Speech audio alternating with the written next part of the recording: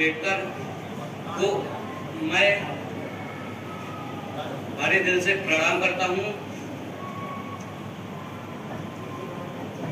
कि पैदा ना होता वो मसीहा, कि पैदा ना होता वो मसीहा तो खुशियों का सिलसिला ना होता, कि पैदा ना होता वो मसीहा तो खुशियों का सिलसिला ना होता, कि पैदा ना होता वो मसीहा तो खुशियों का सिलसिला ना होता, बेरंग सी रहती जमीन और आसमां का रंग नीला ना होता। बाबा साहब का जन्म 14 अप्रैल 1891 को मध्य प्रदेश के महू नामक गांव में हुआ था। बचपन में लोग इन्हें वो सकपाल कहते थे। अमेरिका और जर्मनी से उच्च शिक्षा हासिल करने की पहले की कहानी बाबा साहब की प्रेरणादायी है। स्कूल जाते थे तो उनको कक्षा में बैठने की इजाजत नहीं थी, क्योंकि वो इन सबसे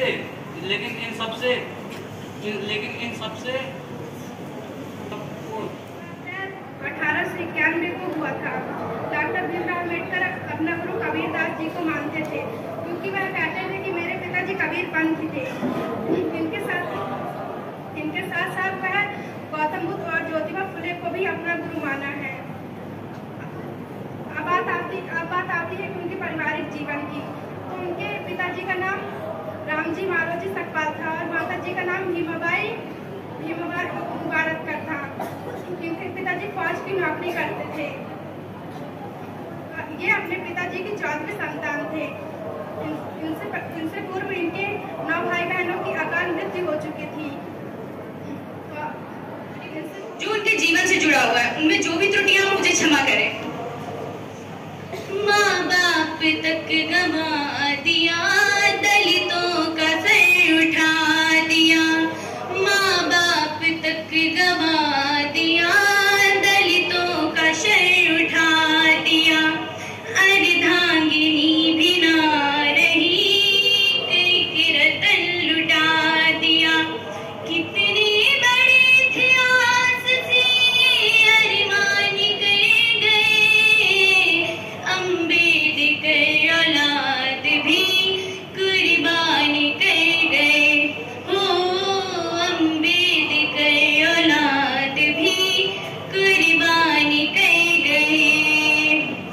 कितना दर्द समाज के खातिर वो सह गए।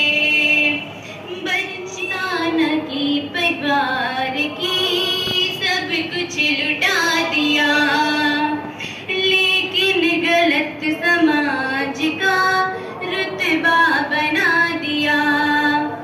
जी पाए हम भी शान से संविधान लिख गए, जी पाए हम भी शान से संविधान लिख गए। अम्बेडकर औलाद भी कुर्बान कर गए। हो अम्बेडकर औलाद भी कुर्बान कर गए। इन्हीं से जुड़ी मैं कुछ पंक्तियां बोलना चाहूंगी। कर गुजर गए वो तो भीम थे, दुनिया जगाने वाले भीम थे। हमने तो सिर्फ इतिहास पढ़ा है यारों, इतिहास बनाने वाले भीम थे।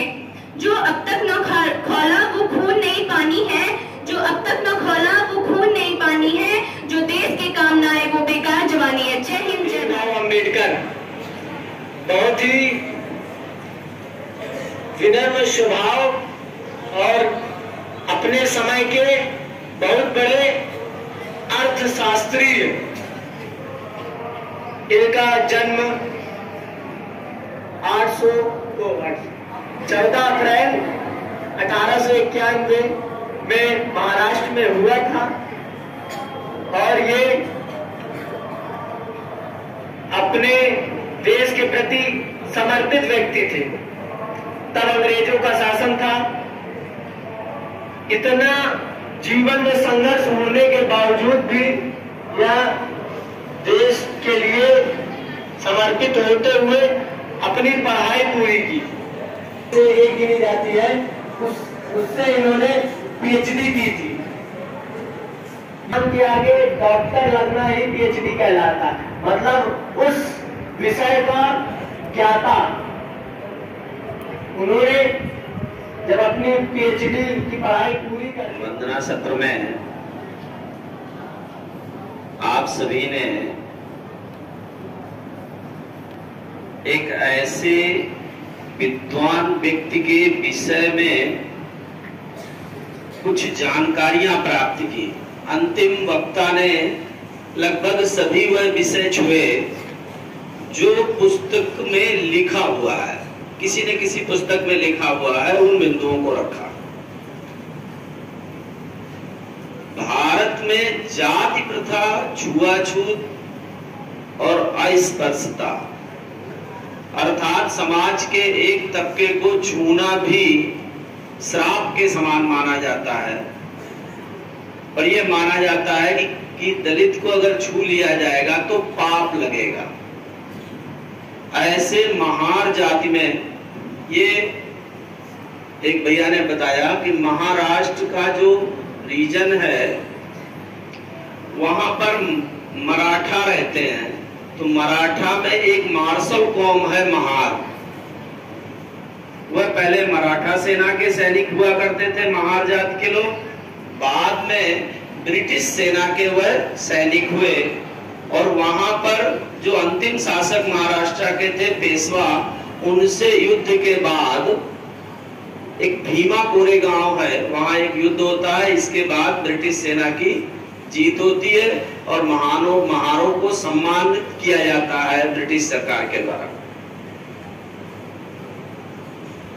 डॉक्टर भीमराव अंबेडकर जो हैं, उनके विषय में आप एक ही बात जान लीजिए कि उन्होंने अपने समाज के लिए, अपने समाज के साथ होने वाले ये जो छुआछूत का व्यवहार था, इसके लिए ही अपना पूरा जीवन खपाया है, पूरा जीवन। और उनकी बुद्धता के विषय में ऐसा लिखा गया है पुस्तकों में कि 132 प्रकार का नॉलेज का सर्टिफिकेट उनके पास था। जब उनकी मृत्यु होती है, उनके पुस्तकालय में 36,000 पुस्तकें थी और वह आडंबर से दूर रहे, छुआछूत के विरोधी थे, जाति प्रथा तोड़ने के लिए उन्होंने पूरा जीवन प्रयास किया कि समाज में जाति प्रथा भारत में टूटे। और इसके लिए उन्होंने पुस्तकों का लगातार अध्ययन किया, शोध किया। इकोनॉमिक्स के एक बहुत बड़े विद्वान होने के साथ साथ LLB की डिग्री लेने के बाद वकालत किया और बाद में पूरे विश्व के संविधानों को, नियमों को पढ़ा और भारत का जो संविधान बना उसके मुख्य प्रणेता के तौर पर डॉक्टर भीमराव अंबेडकर जी जाने जाते हैं। जन्म के विषय में बताया जाता है, कहां पर, तो मध्य प्रदेश का प्रांत है। मध्य प्रदेश में एक शहर है इंदौर, जिसको कहा जाता है सेकेंड सिटी, बॉम्बे का दूसरा रूप है वो। उसी के पास Mhow military headquarter of war, अर्थात जब ब्रिटिशर्स भारत में शासन कर रहे थे उस समय अपने सेना का केंद्र, जैसे वर्तमान में भारतीय सेना का मुख्यालय दिल्ली है, जब ब्रिटिश पीरियड में अंग्रेजी सेना भारत में शासन कर रही थी तो उसका हेडक्वार्टर जो था वह महू था, military headquarter of war, Mhow ऐसा था, केवल सेना का वहां पर। डॉक्टर जी के पिताजी सेना में सूबेदार पद पर थे। एक भैया ने बताया कि उनके 14 भाई बहन हुए, जिनमें से केवल 5 बचे, शेष की 9 की अकाल मृत्यु हुई। बहुत छोटी उम्र में उनके पिताजी सेवानिवृत्त हो गए, उनकी मां की मृत्यु हो गई। इसके बाद 9 वर्ष की उम्र में उनका विवाह हो गया, लेकिन वो इसी भारतीय समाज में थे। और इस वास्तविकता है कि भारतीय समाज की कि व्यक्ति कुत्ते के साथ खाना खाना पसंद करता है, लेकिन एक अछूत को अपने साथ बिठाना, पानी पिलाना, खाना, वो स्वीकार नहीं करता। गांधी जी ने जब कहा कि हम खादी पहनेंगे तो डॉक्टर भीमराव अंबेडकर जी ने कहा कि अगर खादी पहनने की शपथ आप न लेते और आप ये कहते कि मैं किसी दलित के साथ रहूंगा, तो शायद इस देश का ज्यादा उत्थान होता। गांधी जी ने कहते हैं अंबेडकर जी के कारण ही, क्योंकि गांधी जब भारत आए थे तो सूट बूट के में थे, और अंबेडकर जी के कारण ही गांधी ने धोती, जिसको बाद में लंगोटी कहा गया, एक धोती से 2 लंगोटी बना करके उसमें अपना जीवन, हरिजन सेवा का अभियान अंबेडकर जी के कारण ही स्वीकार किया। डॉक्टर भीमराव अंबेडकर आडंबर पर विश्वास न करते हुए कर्मों पर विश्वास करते थे, और उन्होंने अपने जीवन में बताया कि केवल पुस्तकों के साथ लग करके नॉलेज को गेन किया, और उन्होंने समाज को बताया कि यदि अपने अधिकार चाहते हो तो शिक्षा प्राप्त करो। अभी देखो इधर कुछ हरकत चल रही है, विद्वान व्यक्ति हुआ, उसने अपने उस हर व्यक्ति को जो गरीब है और जिसके साथ किसी भी प्रकार का डिस्क्रिमिनेशन, विभेद किया जाता है, गरीब होना और डिस्क्रिमिनेशन अर्थात विभेद करना, छुआछूत, पानी या संगत में पास में बैठने से रोकना, उन्होंने कहा कि यदि शिक्षा प्राप्त करोगे तो समानता तुमको मिलेगी, क्योंकि शिक्षा आने से आपके पास धन आएगा, और जब धन आएगा तो आपको समाज में सम्मान। ऐसे तबके से हैं, ऐसी जगह पर से हैं जहां आपको सम्मान नहीं मिलता है, आपके साथ विभेद या डिस्क्रिमिनेशन होता है, तो उसका केवल एक इलाज है कि आप अच्छी से अच्छी शिक्षा प्राप्त करिए और उसके लिए अपना सर्वस्व अर्पण करिए। रोने से किसी समस्या का समाधान नहीं है, समस्या को फेस करने से है। डॉक्टर भीमराव अंबेडकर जी का स्पष्ट कथन था, यदि अपने को गुलामी से, गरीबी से, छुआछूत से हटाना है, ऊपर उठाना है, तो शिक्षा ग्रहण करिए, योग्य बनिए, और योग्य जब बनोगे तो समाज आपको स्वीकार करेगा।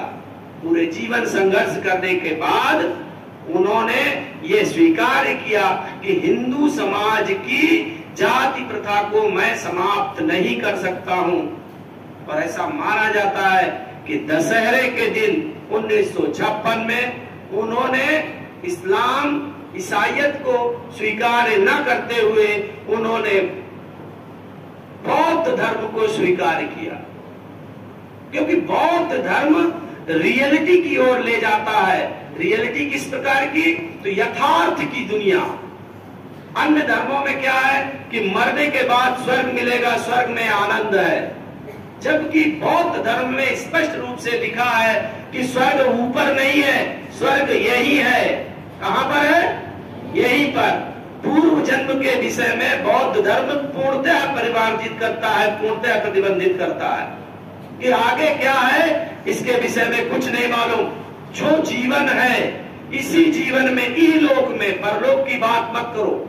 आज हर कोई पूजा पाठ करते कहता है हमको परलोक ठीक करना है, और बौद्ध धर्म एक ऐसा धर्म है उसमें वह स्पष्ट रूप से कहता है कि यही जो कुछ है यही है, इसलिए अपना जीवन यही ठीक करिए, अपने आप को यही समर्थ बनाइए, पूर्व जन्म के लिए तैयारी मत करिए।